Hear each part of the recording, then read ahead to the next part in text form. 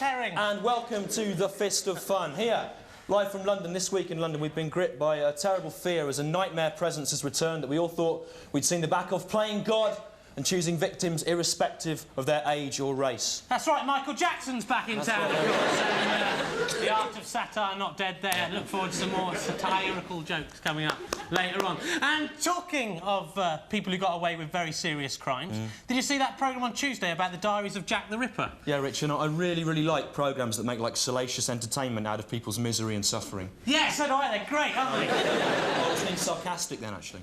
Oh, yeah, I was being sarcastic. I think I said about them being great. Yeah, that was a sarcastic comment. Yeah, but I think it's genuine, the diary, the Jack the Ripper diary, because did you see it? I don't know if you saw it. The first, like, 50 pages of the book were ripped out, right?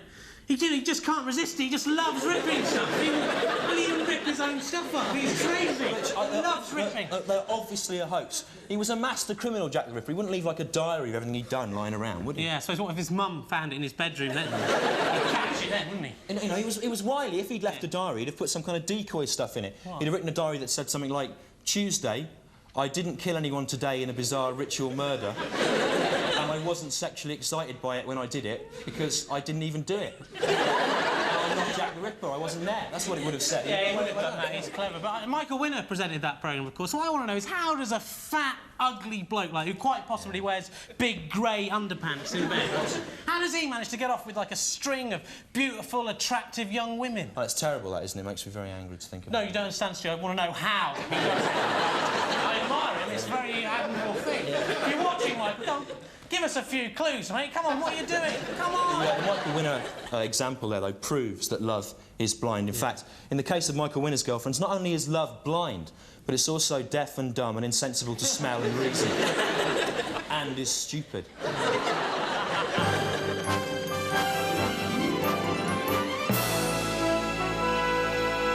So, this guy comes to see us. He says he has an idea for a movie, and it is called Jurassic Park. It's about these dinosaurs. They live on this island. The adventures. Some of the adventures they get up to together. It's crazy. And we said to him, we love your script. We love it. We like it a lot. It's but great. There's just a couple of little changes. Couple of little changes, minor things, iron out some of the bumps. First up, it's about dinosaurs. People don't like dinosaurs. No. They don't like dinosaurs. If people like dinosaurs, why you never see any? Exactly. You don't see them. We want to change this pack of dinosaurs. We change it into a pack of dogs. People like dogs. I love them. Puppy dogs. St. Bernard puppy dogs. Great. What's this art? An island? An island? No one lives on a friggin' island. Joe Snow in the movie house, he's not interested in an island. We don't live on an island. We want to change that island. We don't live there. We change that to a suburban street. We don't call it Jurassic Park. No. We call it Beethoven 2. You're gonna hit on a Then you got a hit movie. We said to him, what you have there is what? A turkey. A turkey. He turned around, he walked out. I don't know what happened. We never see him again. I shouted to him, look, you listen to us. We know this business. We are the people we discovered. Rick Moranis. We discovered it. Nothing else. Oh, and honey, I blew up the kids. Exactly. Where is he now? Nowhere. Look at us. Millionaire. Look at this. Millionaire. There's been some world-shattering news this week of one form or another. Tell me, what aspect of the news has caught your news-based, humorous, satirical eye? What, this one here, Stu? That's the one, yeah. Well, I noticed on Tuesday, did you notice? It was Pancake Tuesday. What, is that the best you can do, really? Come on, Stu. Pancake Tuesday's great. I love pancakes. Every Pancake Tuesday, people prepare for the abstinence of Lent by eating all the vain, leftover batter in their houses. Of course, there's a lot of it to get through, isn't there? Because no one ever eats batter at any other time of the year, strangely enough.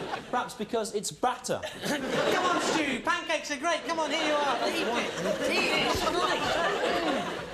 Come on, it's tradition, Stu. Rich, it is not a tradition, right? Pancake Tuesday. Pancake Tuesday was invented in 1978, right, by the pancake industry fat cats in a cynical attempt to make gullible people like you eat more of the pancake. That is not true, Stu. As you well, every schoolboy knows, Pancake Day is a holy festival invented by Satan in AD 33 when he tempted Jesus in the desert. He tempted him in the desert, did he? Yeah. With what? With a pancake. With a pancake. Yeah. Well, he should have tempted him with something nice, shouldn't he? Like a steak and kidney pie or a packet of cigarettes, something like that, maybe. No, that wouldn't be fair. That'd be too tempting, wouldn't it? Really, yeah. Lent wouldn't have lasted 5 minutes then. At least with a pancake, Jesus could resist it for the full 40 days, making a reasonable holy festival. Well, I'm not tempted. I'm sorry, it doesn't tempt me. Come on, everyone, have a pancake. Come on. They're great. Eat pancakes. Do you want a pancake, mate? Come on, I've only had a little bit. No pancakes. No, What? stop it with your pancakes. Don't patronise people with your pancakes, you know. Just stop it. No, stop it with your pancakes, OK? Just stop it, OK? Just stop it with your pancakes, yeah? Just stop it with your pancakes, man, all right? Stop it. No pancakes. No. Arrest that man. Send him to prison. Send him to prison, Steve. Rich was Jarvis Cocker there, making a protest, and he was right to do so. He was right, just like at the Brit Awards, because you shouldn't have been giving out those pancakes. Why not? Because today is Friday, the 3rd day of Lent. Ah! Goodness! I was breaking the Lenten law. That's right. Thank you, Jarvis. Thank you, Jarvis Cocker. Wherever there is injustice and wrong, I, Jarvis Cocker, do you know what I'm saying? I'll be there, do you know what I'm saying? And I'm going to help the people, help the common people protest, do you know what I'm saying? And also, you know, I did it mainly because, you know, pancakes are horrible, aren't they? Right horrible, do you know what I'm saying? Jarvis Cocker there.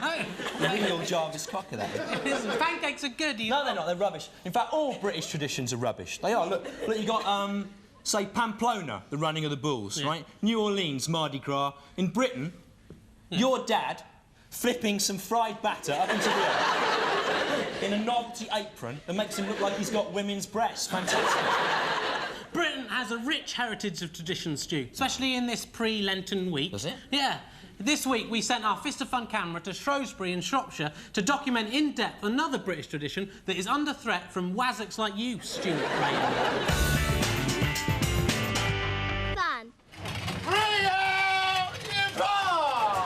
I've been the pieman here these last 15 years, and my father was the pieman before me, and if father before him, and so on, right back to 1481.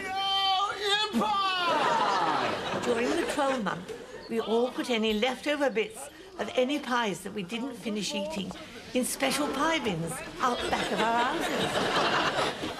And then, at this time every year, the pie man do come for to collect the pie and take it away for his purpose. All kind of pies, mine. Meat, fruit, vegetable, treacle. You have no favourite pie over another.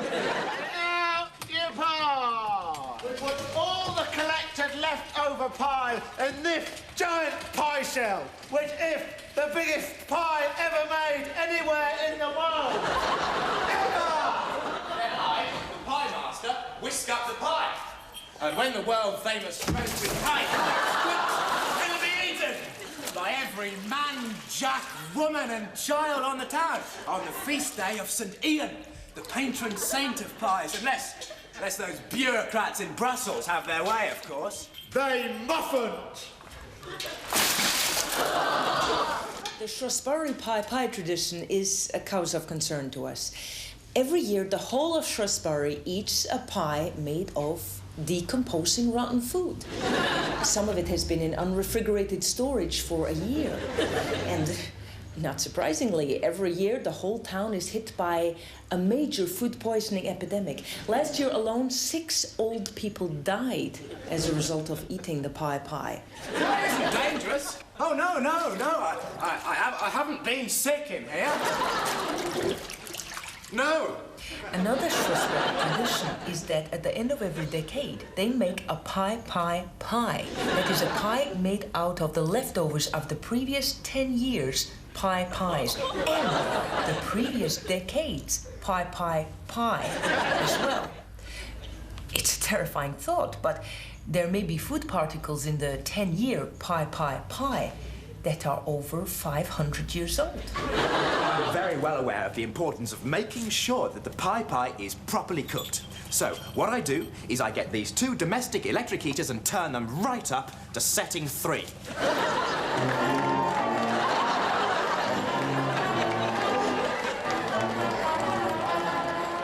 been eating pie in Shrewsbury for 500 years, and if we want to eat pastry-coated rotten food, that's our business, and nothing to do with Monsieur Dago.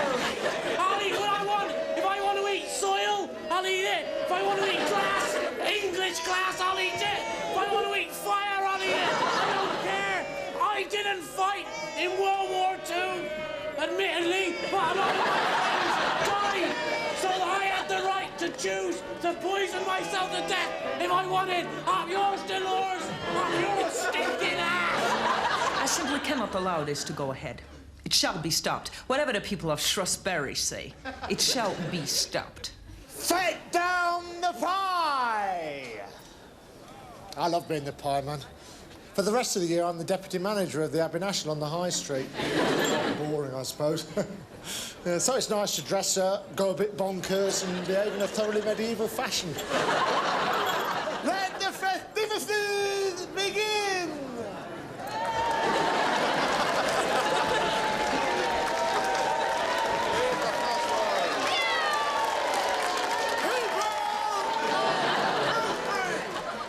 When I blow my horn, eat your pie! Do not eat the pie! Surrender your traditional pie to the EC Food Standards Task Force, and no one will get hurt. We will use force. The English swine attack!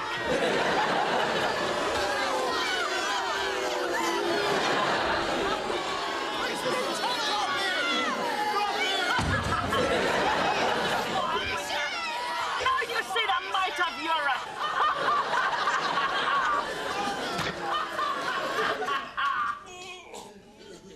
Carnage was terrible. 2 Shrewsbury residents received severe bruising of the limb or head. That was on top of the 6 people who died from eating the pie as usual. 4,000 or so cases of serious food poisoning. Those Europeans will never defeat us. If they bomb Shrewsbury with a nuclear bomb, the ragbag of surviving atomic mutants would come back again next year. Our proud cheeks bulging defiantly with our pie. We will never surrender.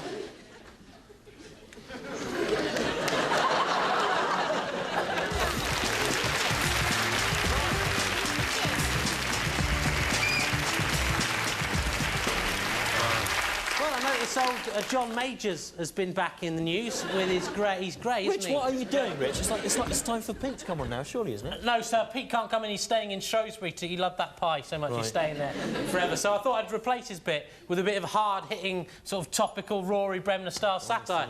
So I was wondering, what would it be like if old John Majors was in the Ricola advert? I think There's some banging coming from back here. What's this not banging? I think we Ricola. That's like the banging coming out of Pete's It's just a trolley. mouse in there, Stu. That's all it is. It's got a padlock. Is this a padlock key on here? No, that is the key to the city. Which city? Weston-super-Mare. Oh, right. I've been made a freenham of the city of Weston-super-Mare. It's not a very big key, is it? It's a small city. Right, well, let's see what It doesn't. It won't do. Oh, it does. Peter! Peter, what's the matter, Pete? I haven't had any air for 4 days. I need about 1,000 airs. What are you doing in there? You said there was some Shrewsbury pie in there. I got inside and then the door slammed shut. It must have been the wind coming through the studio, blowing it shut. That's all it was. That's strange, because the wind made like a laughing noise like you do. And it said I was a twat. I suppose the wind padlocked it shut as well, did it, Rich? You must have done, yeah. You all right? Yeah, fine, thank you. What are you being so nice to Pete for? You've got to think, Rich, if he gets ill and suffocates and dies, that's an extra 3 minutes a week you've got to write. Thank you, Stu, that's nice. It was all right in there anyway, because I had my friend Alan Milk Carton body. We're gonna die! And my new friend, my mouse. He's called John Menzies. Actually, the really good thing about being locked in a tiny space by some laughing, swearing wind is after about 3 days without food or air or light or water, you start seeing things that aren't there. It's like free cartoons. Yesterday, I saw a big pen, but instead of a nib, it had the face of Baz Bamigboy from the James Whale Show. Then this morning, I invented a game based on I Spy called I Cry. Rich? Yeah? I cry with my little eye about something beginning with E. Is it electric shock therapy, Pete? It's every night when I went to sleep in the little box there, John Menzies tried to eat my eyeballs. Another really good game you can play, go down there, John Menzies, is to just show you. I'll get back in my box. It's a good game. Then, like, sort of light a match so you can see, and then try to put your hands and feet on all the sort of frightening stains on the wall and the floor. Stain twister for one. I've just had a mad thought. Like, once I was in the chip shop, and I had the mad thought of what if I climbed over the counter and tried to get in the deep fat fryer and have a bath. It'd be mad, that, wouldn't it? Because I'd be, like, screaming in agony and everything. And all the people in the chip shop would be thinking, why didn't he just buy some chips?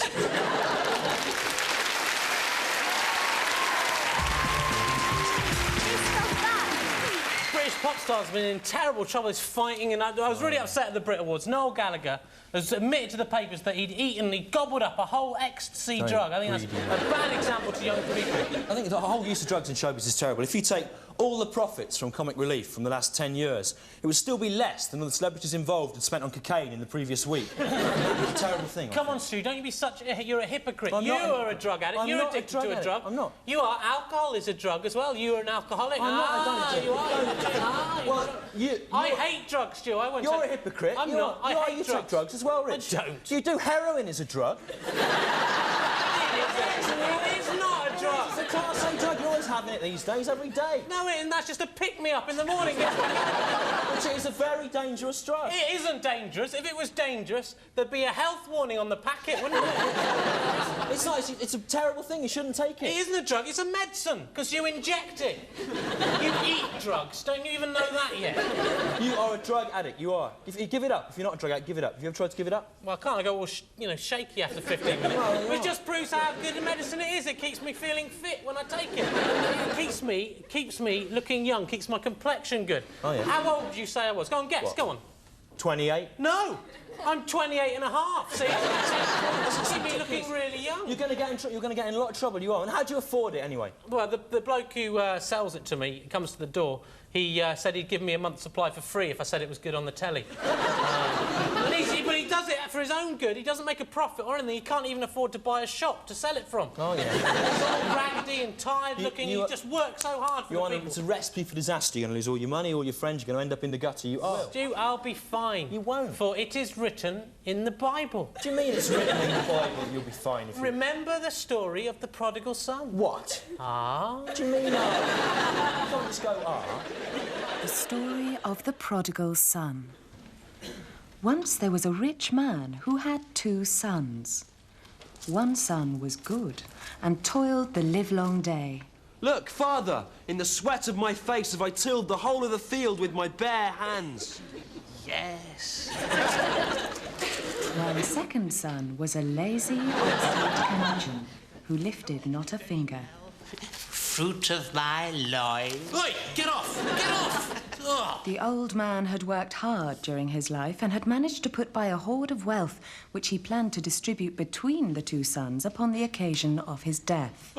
Dad, look, a word in your biblical ear. I'm bored of waiting for my money. Are you going to die soon, or what? Oh, I'm sorry, my son. I'm feeling quite well at the moment. No, don't worry about it, all right? Just what I suggest is you give me my half of the money now, right? And I'll clear off, all right? Very well, my beloved, if that is what you desire. I never want to see your stupid monkey face again. Yes, my son, I love you. With all my heart.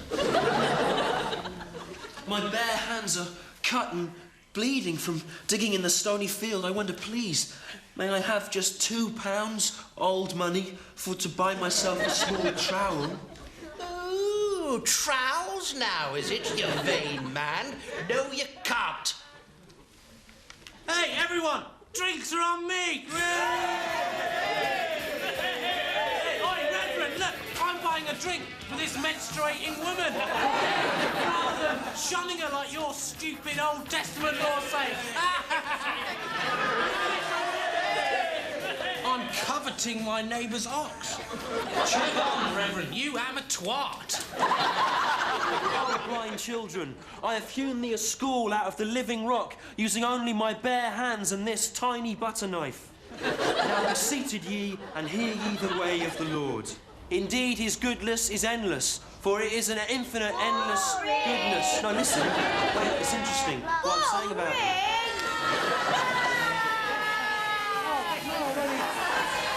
I've only got 1 old pence old money left. That's my stuff. Come on, what?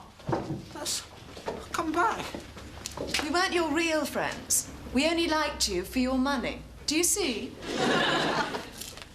God, I've been a fool. I've got no money, no friends. What am I going to do? I know, I'll go home. Hi, folks. Look, Dad, I'll be straight with you. I've pissed all that money up against a wall. I'm sorry. Prepare a feast! Kill the fatted calf! No, you weren't listening. I said it's all gone. It's wasted. Well, you can have half of what is left. The important thing is that you're back and you realise you've made a mistake. Oh, yes. I have realised that. No, hang on a minute, hang on. That money that's left, that is mine, surely. Ah, my son. But do you not understand?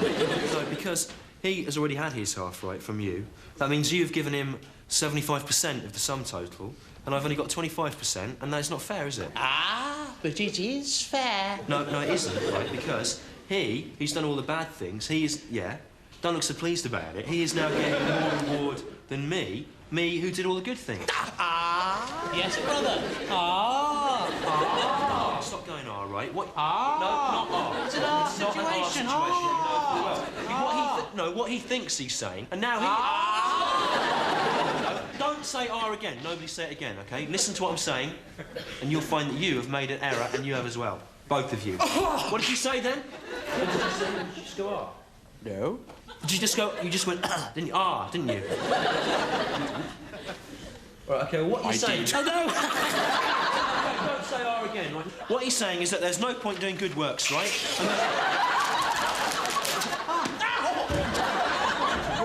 What you're saying is there's no point doing good works, and that the worst sinner is going to get the same reward as someone who's done, like, really good things, like, say, Brian Ricks or Annabelle Giles. That's what you're saying, isn't it? No. That is what you're saying. Come on, admit it. Admit it. Come on. You're giving me a Chinese bird. Submit. Yes, I admit it. It's right. That is what I'm saying. What are you saying? That thing you were saying just now. Yeah, and do you agree with that? Do you agree? Yeah, I suppose. Right, OK, then, all right, then no worries. In that case, what we do, get all the rest of the money that's left, go down the Cock and Beaver Tavern, get as drunk as we want, commit as many sins as we want, and then just say sorry afterwards. You know, brother, I used to think you were a bit of an idiot, a jackass, but, you know, you're all right, you are, mate. Cheers. Yes. And so the three of them went and blew every last penny. And just before they died in the gutter of drug overdoses and sexually transmitted diseases, they looked up into heaven and asked for forgiveness. And they were welcomed into God's kingdom and sat at the highest table with all the saints and archangels and Jeffrey Dahmer, the Milwaukee cannibal, who had apologised at the last minute as well. Thanks be to God.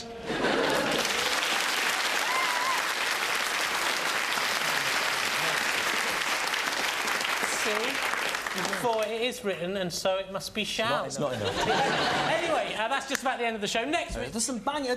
Banging is Pete back in there? You locked him in again, have you, Rich? No. What are you doing Pete, with my thing? Pete, if you're out here, then who's in there? No. Oh, my God, how did he get in there? I can't believe who it is, Stu. It's the star of Emu's Broadcasting Company, Rod Hall.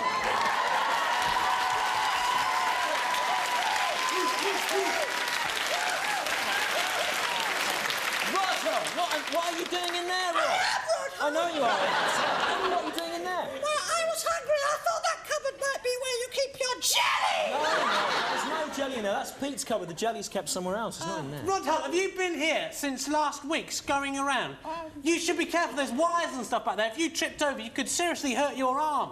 What do you mean? Nothing. I'm worried about you. Oh, anyway, have you got any jelly? Please, I've had me for ages. No. You are not an official guest on this show. You've sneaked in, and there's no need for us to give you any jelly. You don't have to... Oh, please, I need jelly! No. Come on, you hard-hearted man. Give him some jelly. He is Rod Hull. Well, OK, who thinks Rod Hull should have some jelly? Come on. Yes! All right, OK, bring on the jelly, then. Thanks, Gerald. Get on. OK. There's a spoon there in that hand. The spoon's going in that hand. Is there a problem with that, Rod? There is no problem. No, of course not. And then that goes in there. Oh, dear. Rod. I know.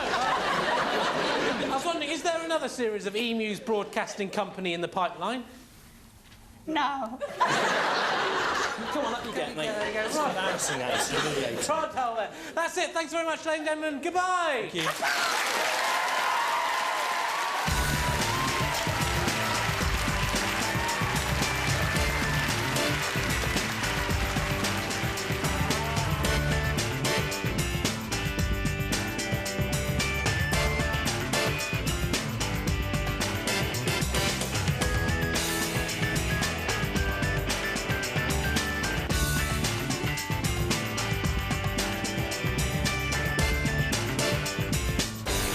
That was fun.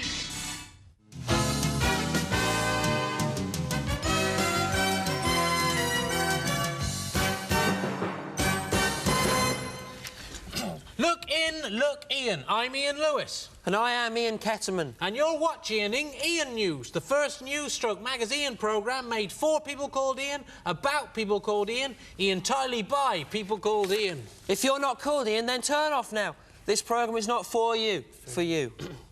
Ian News. The new president of the National Council of Ians is to be antique dealing Ian McShane. He takes over from outgoing president Ian Lavender of Dad's Army fame, who has had to step down after 15 years due to a TV commitment. An obsessed angler, Ian man, has give Ian up his day job so he can devote his life to catching a monster catfish nicknamed the Beast. I hope that he isn't fishing for compliments. Ian competition. This week, Ians are invited to take part in a word game. How many words of one letter or more can you make out of the letters I, A and N? Whoever gets the most will win a copy of the novel You Only Live Twice by dead novelist Ian Fleming. Send your Ian answers on a postcard to the address on the screen. And remember, you must be called Ian to play. As you can see, it has been an interesting week. Goodbye. Goodbye.